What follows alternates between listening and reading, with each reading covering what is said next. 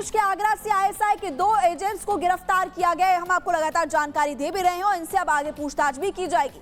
तो देखिए 2 एजेंट्स को गिरफ्तार किया गया जो कि सोशल मीडिया अकाउंट्स के जरिए जानकारी दे रहे थे और ऐसे में इन दोनों जासूसों से अब पूछताछ भी की जाएगी क्योंकि यूपी के आगरा से इनकी गिरफ्तारी हुई है।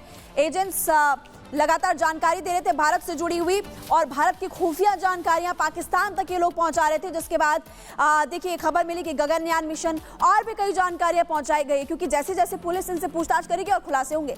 पाकिस्तान के लिए जासूसी आरोपी रविंद्र कुमार, एक आरोपी का नाम आपको बता रहे हैं, ये जानकारी पहुंचा रहा था फिरोजाबाद की ऑर्डिनेंस फैक्ट्री में चार्जमैन के तौर पर ये काम करता है और इसके बाद जैसे ही खुफिया एजेंसियों की इसकी जानकारी मिली तो तुरंत उससे सवाल जवाब किए गए, पूछताछ की गई है। पाकिस्तान के सोशल मीडिया अकाउंट पर ये सारी की सारी जानकारियां दे रहा था, पाक खुफिया एजेंसी को ये सारी डिटेल्स भेज रहा था। ड्रोन और गगनयान की जानकारी दे रहा था। ड्रोन आप देख रहे हैं कि ड्रोन को लेकर, गगनयान मिशन को लेकर लगातार जानकारी दे रहा था और आईएसआई के हनी ट्रैप में आरोपी फंसा हुआ था रविंद्र कुमार और उसका साथी। तो देखिए 2 लोग हैं, एक रविंद्र कुमार जिसका नाम हम बता रहे हैं और उसका एक और साथी जिसकी गिरफ्तारी हो चुकी है और अभी तक बहुत सारी खुफिया जानकारी भारत की वो पाकिस्तान को दे चुके हैं। अब देखना होगा इस पूरे मामले में आगे क्या जानकारी सामने आ रही है। नामिका, और पूरे मामले पर ज्यादा जानकारी के लिए लखनऊ से अजय दुबे इस वक्त हमारे साथ जुड़ रहे हैं। अजय, हमने पिछले दिनों देखा है कि उत्तर प्रदेश में अलग अलग जगहों पर छापेमारी करके कैसे आतंक कनेक्शन की जानकारी सामने लाई गई। अब एक नया और बड़ा खुलासा। अब बिल्कुल देखिए, पहले तो सबसे कि ऐसे मामलों में जहां पर इस तरीके की खुफिया एजेंसी सक्रिय हो रही हैं, हनी ट्रैप एक स्पेसिफिक जो है मॉड्यूल देखने को मिल रहा है और इस मॉड्यूल का इस्तेमाल यहां भी होते दिखाई दे रहा है जहां पर यूपी एटीएस ने अब जब गिरफ्तारी की है, जानकारी बाहर आई है तो रविंद्र कुमार सिंह जो व्यक्ति हैं, गिरफ्तारी उनकी हुई है और सबसे महत्वपूर्ण उनके जो इलेक्ट्रॉनिक गैजेट्स हैं, उन गैजेट्स में जो डिटेल्स मिली है, जो जानकारियां मिली है, जो डेली की रिपोर्ट मिली है और विशेष तरह के उपकरणों से संबंधित तमाम जानकारियां जो मिली है, उन जानकारियों का हवाला लेते हुए एटीएस जो है अब आगे की तरफ इसमें तफ्तीश करती हुई दिखाई दे रही है और जानकारियां और डेटा कलेक्ट करती हुई दिखाई दे रही है। तमाम दूसरे जो हथियार हैं उनसे जुड़ी जानकारी जो शेयर की गई है उसे भी अभी तफ्तीश करते हुए जो देश की राष्ट्रीय एजेंसियां हैं जांच की, उन तक जानकारी पहुंचाने का सिलसिला यहां पर दिखाई दे रहा है। सबसे महत्वपूर्ण अब यहां पर यह है कि क्या इस पूरे मामले में जो करेक्टर है, नेहा शर्मा नाम से जिसकी प्रोफाइल इस्तेमाल की गई है, क्या उस करेक्टर के जरिए और भी कम्युनिकेशन किए गए हैं क्या? तो ये तमाम सवाल हैं जिनको लेकर पूछताछ करती हुई यहां पर एटीएस की टीम दिखाई दे रही है। जो नीलाब्जा चौधरी अधिकारी हैं एटीएस की, उनकी तरफ से प्राथमिक तौर पर अभी जानकारी दी गई है। एटीएस अब इस मामले में परिवार को भी सूचित कर चुकी है जो व्यक्ति गिरफ्तार किया गया उसके, और इसके साथ ही जो राष्ट्रीय एजेंसियां हैं उन तक भी अपनी रिपोर्ट पहुंचा चुकी है।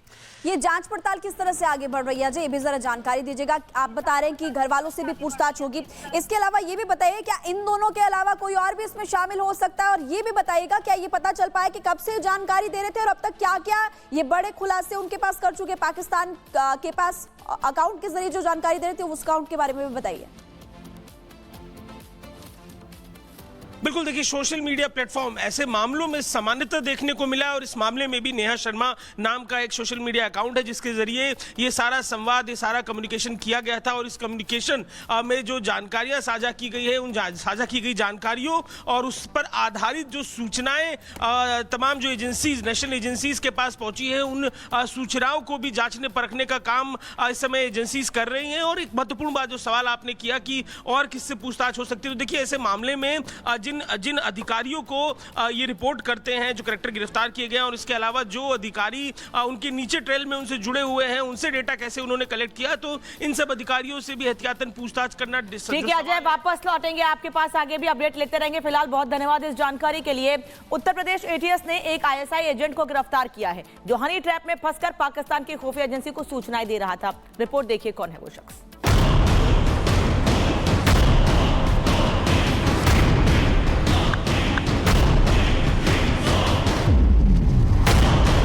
35 तक अंतरिक्ष में भारत का अपना स्पेस स्टेशन होगा। भारत का एस्ट्रोनॉट भारत के अपने रॉकेट से चंद्रमा पर भी उतरकर दिखाएगा। दुनिया की निगाहें हिंदुस्तान पर टिकी हुई है। अगले साल तक अंतरिक्ष में इंसान भेजने की तैयारी है, लेकिन पाकिस्तान इस मिशन में खलल डालने की कोशिश में जुटा है। TVD-1 का सफलतापूर्ण प्रज्वलन +5 सेकंड। पाकिस्तान की खुफिया एजेंसी गगनयान मिशन में सेंधमारी की कोशिश में है। यूपी एटीएस ने पाकिस्तान की इस साजिश को आज बेनकाब किया है। एक व्यक्ति जो कि चार्जमैन के पद पर है, नाम रविंद्र कुमार, उनके द्वारा अपने पाक आईएसआई हैंडलर को अलग अलग सूचनाएं साझा किया जा रहा था, जो कि गोपनीय सूचनाएं हैं। रविंद्र कुमार ने नेहा नाम की आईएसआई हैंडलर जो बहुत संवेदनशील जानकारी साझा की थी। आईएसआई ये हनी ट्रैप मॉडल लंबे समय से चला रहा है। वो लोगों को फांसते हैं और उनसे जानकारी निकालते हैं, जो राष्ट्रीय सुरक्षा के लिए बहुत बड़ा खतरा है। दरअसल जब से प्रधानमंत्री ने गगनयान मिशन को टॉप लिस्ट में शामिल किया है, पाकिस्तान बौखला गया है। प्रधानमंत्री का कमिटमेंट उसकी बौखलाहट को और बढ़ा रहा है। Bureau report, Republic Bharat. आगे बढ़ते हैं, दिल्ली से आपको इस वक्त की बड़ी खबर बता लें। दिल्ली दंगों के आरोपी मोहम्मद हानिफ को गिरफ्तार किया जा चुका है। दिल्ली पुलिस ने मोहम्मद हानिफ को गिरफ्तार किया है। 6 साल से फरार चल रहा था। दिसंबर 2019 में दिल्ली में हिंसा हुई थी। सीएए विरोधी प्रदर्शन के दौरान हिंसा हुई थी। आरोपी से एक पिस्टल और 5 कारतूस भी बरामद किया गया है। तो बता दें आपको कि आखिरकार 6 साल बाद ये पकड़ा गया। फरार चल रहा था मोहम्मद हानिफ 6 साल से, लेकिन अब पुलिस की गिरफ्त में आ चुका है। पुलिस को बड़ी कामयाबी मिली है। दिल्ली दंगों का आरोपी है मोहम्मद हानिफ और पुलिस ने इसके पास एक पिस्टल, 5 कारतूस भी बरामद किए हैं। 2019 में जो दिल्ली में हिंसा हुई थी उसका मुख्य आरोपी है और कई सालों से फरार चल रहा था, चकमा दे रहा था पुलिस को। और इस वक्त ये तस्वीर आपको दिखा रहे हैं हम। पुलिस की टीम को बड़ी सफलता मिली और पुलिस के शिकंजे में मोहम्मद हानिफ। ये 2 तस्वीरें इस वक्त आप देख रहे हैं। दिल्ली दंगों का आरोपी जिसकी तस्वीर सामने आई करीब 5 साल पहले की ये तस्वीर, और ये दूसरी तस्वीर जिसे अब पुलिस ने गिरफ्तार कर लिया है, मोहम्मद हानिफ, जिसको 5 साल से पुलिस तलाश रही थी। ज्यादा जानकारी के लिए जतिन इस वक्त हमारे साथ जुड़े हैं। जतिन, 5 साल बाद ही सही कामयाबी मिली है, अब इससे पूछताछ होगी आगे। बिल्कुल, देखिए 5 साल पहले जो दिल्ली दंगे हुए थे उस मामले में ये वांटेड था। शर्जिल इमाम के साथ मिलकर जो दंगे भड़काए गए थे उसमें न्यू फ्रेंड्स कॉलोनी में इसके खिलाफ मुकदमा दर्ज किया गया था। लेकिन आपको बता दें कि मोहम्मद हानिफ की पहले भी गिरफ्तारी हो चुकी है। 7 महीने पहले वो जमानत पर बाहर निकला था, लेकिन कोर्ट की तारीख पर वो पेश नहीं हो रहा था, और जिसको देखते हुए प्रोक्लेम ऑफलेंडर, जिसको आपराधिक जो गतिविधि है वो बोल दिया जाता है, और उस मामले में ये लगातार वांटेड था। अब इसकी गिरफ्तारी दिल्ली के गाजीपुर घडोनी रोड से दिल्ली पुलिस की स्पेशल सेल ने की है। 4 आपराधिक मामले इस पर पहले से ही दर्ज थे, लगातार पूछताछ की जा रही है। यह सिर्फ मोहम्मद हानिफ ही नहीं बल्कि उसका भाई हारून भी इस पूरे मामले में वांटेड था, जो कि अभी जेल में है। इन दोनों ने मिलकर दिल्ली में जो साउथ ईस्ट दिल्ली में हिंसा हुई थी, दंगे हुए थे, उस मामले में वांटेड थे। तोड़फोड़ इनकी की थी। उस समय के तमाम सीसीटीवी फुटेज और तमाम जो वीडियो थे वो कोर्ट के सामने भी पेश रखे गए थे। हालांकि इस मामले में चार्जशीट भी दिल्ली पुलिस द्वारा दाखिल की गई थी, लेकिन ना सिर्फ दंगों का ये वांटेड था बल्कि ड्रग तस्करी में सबसे बड़ा नाम था। 2016 से ये ड्रग तस्करी भी कर रहा था, लेकिन बड़ी कामयाबी के तौर पर स्पेशल सेल इसको इस लिहाज से भी देख रही है क्योंकि दिल्ली दंगों में कुछ और लोग जो अभी तक फरार हैं उनकी गिरफ्तारी मोहम्मद हानिफ के जरिए की जा सकती है, और यही कारण है स्पेशल सेल की जो टीम लगातार मोहम्मद हानिफ से पूछताछ कर रही है। पूछताछ में यह भी पता किया जा रहा है कि कुछ ऐसे डॉक्यूमेंट जो रिकवर करना अभी बाकी है, कुछ ऐसे फुटेज जो रिकवर करना बाकी है, वो इसके जरिए की जा सकते हैं। साथ ही ड्रग्स एंगल हो, नारकोटिक्स एंगल हो, वेपन एंगल हो, हर एंगल पर जो दिल्ली पुलिस की स्पेशल सेल है वो इससे पूछताछ कर रही है। यमुना विहार में जो स्पेशल सेल का दफ्तर है वहां पर लगातार मोहम्मद हानिफ से पूछताछ इस पूरे मामले में की जा रही है। आपको यह भी बता दें कि 10वीं तक पढ़ा हुआ है। मूल रूप से पश्चिम बंगाल का रहने वाला है मोहम्मद हानिफ, लेकिन उसके बाद वो दिल्ली शिफ्ट हो जाता है।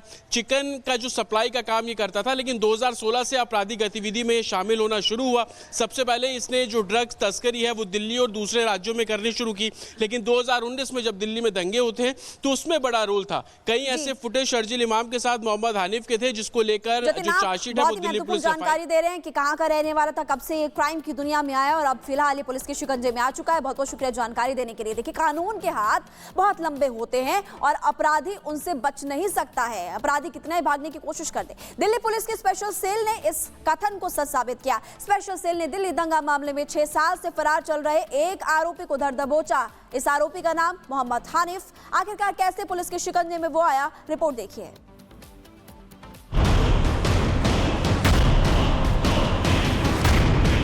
ठीक 6 साल पहले दिल्ली को दंगे की आग में झोंकने वाले कई आरोपियों पर लगातार कार्रवाई हो रही है। लेकिन इस कार्रवाई में दिल्ली पुलिस की स्पेशल सेल को बड़ी सफलता होली के दिन मिली। दिल्ली पुलिस के स्पेशल सेल ने वांटेड आरोपी मोहम्मद हनीफ को गिरफ्तार किया है। वांटेड आरोपी मोहम्मद हनीफ 6 साल से फरार चल रहा था। पुलिस ने उसके पास से आधुनिक पिस्टल और 5 जिंदा